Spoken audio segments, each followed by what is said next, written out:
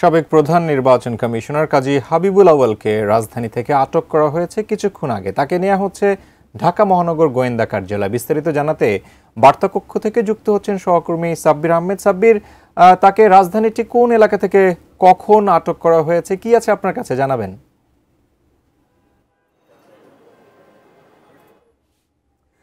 ধন্যবাদ।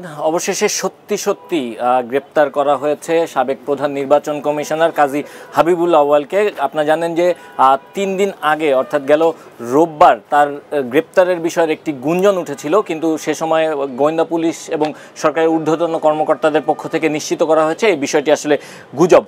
আজকে তাকে মগবাজার এলাকা থেকে গ্রেপ্তার করা হয়েছে এবং গোয়েন্দা পুলিশের একজন যুগ্ম কমিশনার এটিএন নিউজকে এই বিষয়টি নিশ্চিত করেছেন। আপনারা জানেন যে বাংলাদেশ জাতীয়তাবাদী দল বিএনপি একটি মামলা দায়ের করেছে এবং এই মামলায় তাকে গ্রেপ্তার দেখানো হয়েছে। শেরেবাংলানগর থানার মামলায় তাকে গ্রেপ্তার দেখানো হয়েছে এবং গেল রোববার আরেক সাবেক প্রধান নির্বাচন কমিশনার একেএম নুরুল হুদাকে গ্রেপ্তার করা হয়েছিল।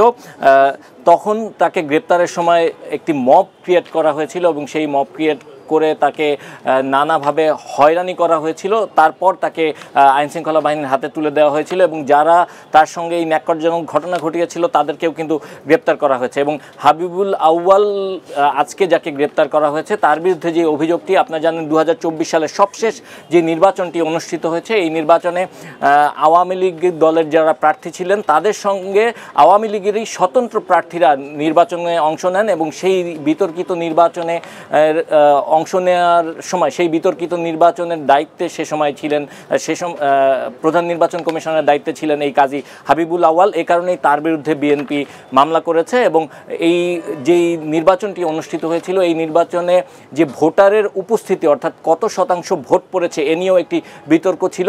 কারণ তিনি যখন গণমাধ্যমের সঙ্গে কথা বলেছিলেন একবার তিনি বলেছিলেন যে 28% ভোট পড়েছে, পরবর্তীতে তিনি আবার বলেছিলেন যে 40% ভোট পড়েছে। এই নানা ধরনের বিতর্কের কারণে মূলত তার বিরুদ্ধে বিএনপি মামলা করেছে এবং সেই মামলার প্রেক্ষিতে আজকে তাকে গ্রেপ্তার করা হয়েছে।